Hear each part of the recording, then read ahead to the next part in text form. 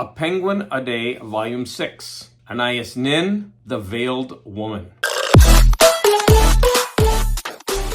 Hi, welcome to Garage Geeks. So today I'm going to be talking about the Penguin Moderns Volume 6 of Anaïs Nin, called The Veiled Woman, and I did not know what I was in for. This is erotic writing, and I guess I'm not used to erotic writing because this was one hot and bothered garage geek. This stuff was effective. It was really hot. I was questioning my own gayness because this is straight erotic writing, and I was really getting into it. She's a good writer, but with a caveat, you might need a cold shower after reading this, or some way to release yourself. Not only were these stories erotic, but they were very well written. So the back of the book states, transgressive desire and sexual encounters are recounted in these 4 pieces from one of the greatest writers of erotic fiction.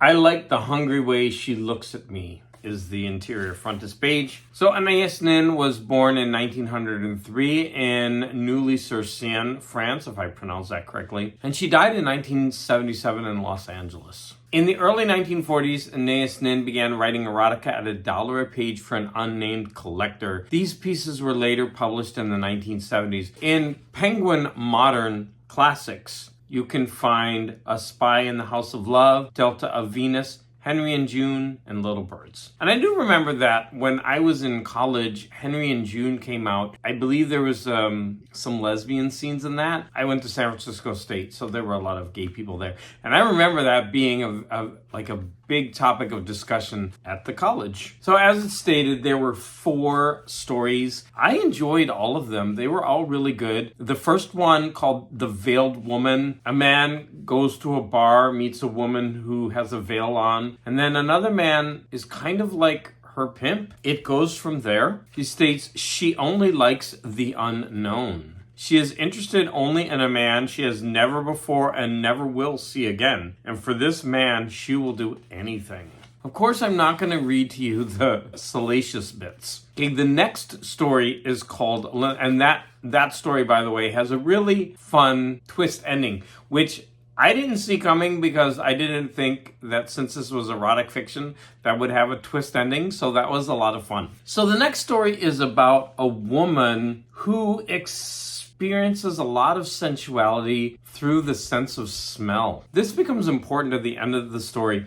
She's a woman who follows her desires. She is married, but she doesn't mind having erotic encounters with strangers. And it's all based on the sense of smell. In her own eyes, her flesh was losing some of its firmness, some of that marble smoothness that she had admired so often in her own mirror. She was no less loved. If anything, she was more loved than ever, because now she attracted all the young men who sense that it is from such a woman that they will really learn the secrets of lovemaking, and who feel no attraction to the young girls of their age who are backward, innocent, inexperienced, and still possessed by their families. She remembered that on her wedding night, Andre had been an adoring lover, worshipping every part of her body separately, as if she were a work of art. The mouth was indicative of the sex. A tightness of a lip thinness augured nothing rich or voluptuous. A full mouth promised an open, generous sex. A moist mouth tantalized him. A mouth that opened out, a mouth that was parted as if ready for a kiss. He would follow doggedly in the street until he could possess the woman and prove again his conviction of the revelatory powers of the mouth. Linda's mouth had seduced him from the first. Oh yeah, I forgot that